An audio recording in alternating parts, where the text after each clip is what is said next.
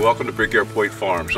My name is Jim Rathman. My wife and I run the farm. It's just a small pecan farm here on the northwest tip of Ladies Island in Beaufort, South Carolina. We focus primarily on pecans. That's our primary crop. We get it every other year, but we also get pears, persimmons, and pomegranates every year. So we provide these types of products to the local community, and a lot of folks here in this area really appreciate the fact that we have this local commodity that we give to them. Doing pecan farming is not as easy as one might think. There's a lot of laborious steps, processes, sub-processes associated with actually collecting them up off the ground and getting them into a position where we can provide them to the community. What I'd like to do today is I'd like to kind of show you our three processes. One, harvesting them, getting them off the tree and into an area, into a container.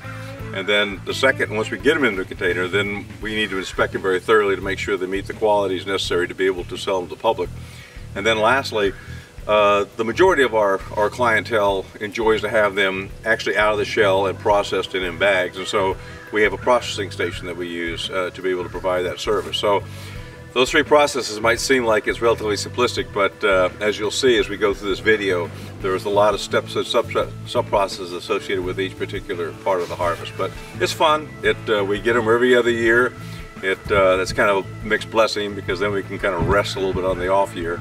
But by the same token, it is nice to have a payday every once in a while. So what we'll do is we'll go ahead and show the three basic steps in how we harvest, the inspection, and the processing. Please join me. As I mentioned earlier, the harvesting process is the first of the three processes to be able to provide pecans to my customer. We have two basic pieces of equipment that we use in harvesting. First, the tree shaker attached to this tractor here, and what it does is it vibrates the tree in such a way that causes the nut to fall off the tree and provide an opportunity for us to be able to sweep it up with the harvester. And it's a very simple operation, but it works out pretty good. These jaws here of the tree shaker open and close using the internal hydraulics of the tractor. And what you do is you back up to the tree and you clamp the jaws around it. And once the jaws are firmly contacted to the tree, then you turn on the power takeoff to the tractor, and it has like an offset wheel here. And as this wheel spins, it vibrates the tree and causes the pecans to fall off the tree.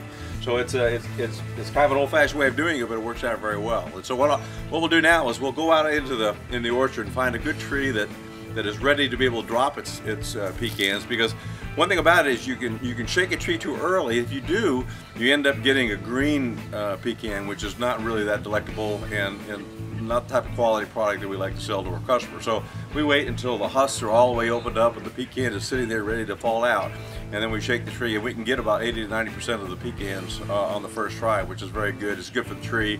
This particular tree is called a Gray Park Giant, and we bought it back in 1977, and it's a perfect example of the type of tree and the type of pecan you want to go ahead and shake at this time of year. You'll notice that the pecan is fully extended from the husk and it's ready to fall. So what we're going to do now is we're going to go ahead and shake this tree, and we're going to get probably a cloud of pecans to fall down.